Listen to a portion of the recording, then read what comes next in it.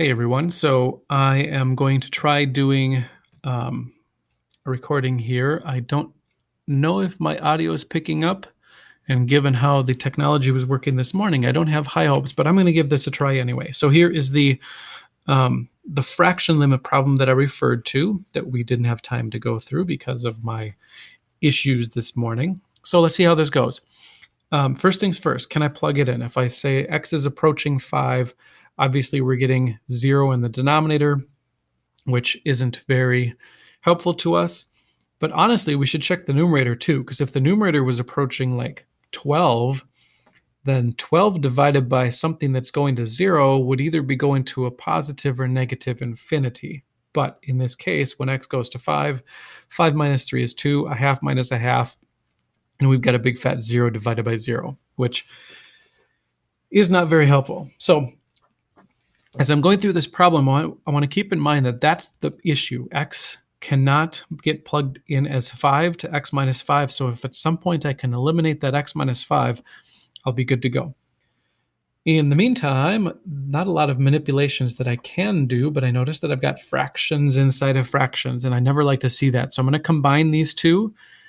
And if you were here with me, I would say, and what do we need for subtracting fractions? And you would all say in unison, a common denominator. So I will take that advice of my mythical choral response from my class and say, let's multiply the first fraction, by 2 over 2. And multiply the second fraction by x minus 3 over x minus 3, giving myself that common denominator that I want so dearly. So now I've got something over 2 times x minus 3 minus something else over 2 times x minus 3. I will be able to combine those together, of course, continuing to use proper limit notation. I've got 2 over 2 times x minus 3 minus x minus 3 over 2 times x minus 3. And this is all divided by x minus 5. But you know what? Instead of dividing by x minus 5, maybe I'll multiply by 1 over x minus 5. And if you want to think of that as dividing by x minus 5 over 1, multiplying by the reciprocal is the same thing as dividing by a fraction. That just gives me less layers to this quadruple decker fraction that we've got going there.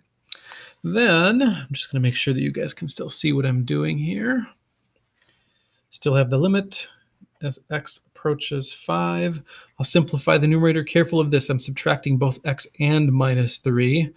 Don't lose sight of that. So 2 minus negative 3 would be 2 plus 3, which is 5 minus x. All divided by 2 times x minus 3, and then I'm going to bring that other fraction over here also. And then I'm awfully close. Tempting to distribute this, but don't. Remember, this x minus 5 is the reason that we're having a problem here. So I'm going to keep that x minus 5. I need for that to cancel out. And you can see we're close. And by close, I mean exactly the opposite. Instead of x minus 5, I've got 5 minus x. So with my next step, I'm going to factor a negative out of that numerator, leaving me with negative 5 plus x, which I'm going to call 5 minus x, which is golden because now I'm going to be able to cancel that out. Whoops. I said it, but I didn't write it. Or maybe I didn't say it either.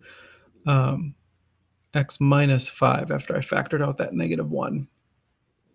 And then I've got x minus 5 here. Also, x minus 5 over x minus 5 cancels out. And that was the magic moment that I was hoping for. That was the reason I couldn't plug it in way back at the beginning of the problem. So now I'm going to see if I can do this. The limit as x goes to 5 of, well, obviously the numerator is just negative 1, and my denominator is 2 times x minus 3. So if I let x approach 5, 5 minus 3 is 2, 2 times 2 is 4, which is not equal to 0. And so I can plug that in and attain the answer.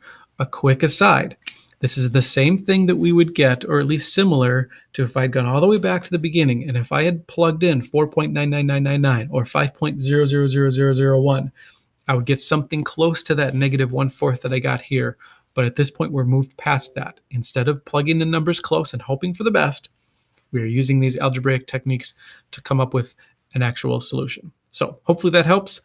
Otherwise, good luck to you on the quiz on Wednesday, and I will see you again on Thursday. And if there's other questions, we can take time to clear them up at that point. All right, thanks. Bye-bye.